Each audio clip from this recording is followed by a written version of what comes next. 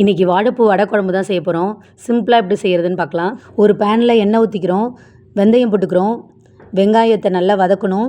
பச்சை மிளகாய் எப்போவுமே பார்த்திங்கன்னா வெங்காயத்தோடய சேர்த்து வதக்கிடலாம், அப்போ தான் நல்லா வதங்கும்.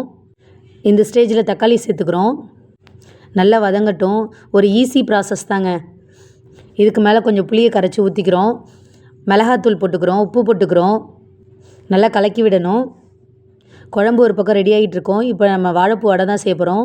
கடலப்பருப்பு துவரப்பருப்பு ரெண்டுத்தையும் ஊற வச்சு வச்சுருந்தேன், அதை மிக்சியில் சேர்த்துக்கிறோம். பூண்டு சேர்த்துக்கிறோம், பெருஞ்சீரகம் சேர்த்துக்கிறோம். வடை மாவை தனியாக அரைக்கணும், வாழைப்பூவை தனியாக அரைக்கணும். ரெண்டுத்தையும் மிக்ஸ் பண்ணிக்கிறோம்.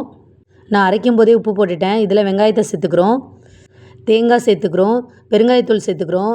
அவ்வளோதாங்க. தட்டி போட்டு எண்ணெயில் எடுத்திங்கன்னா வாழைப்பூ வடை.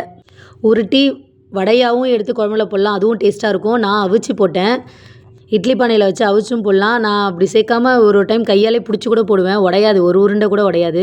அவ்வளோதாங்க. குழம்பு நல்லா கொதிச்சிருச்சு. இப்போ இந்த உருண்டையெல்லாம் எடுத்து அதில் சேர்த்துக்கலாம்.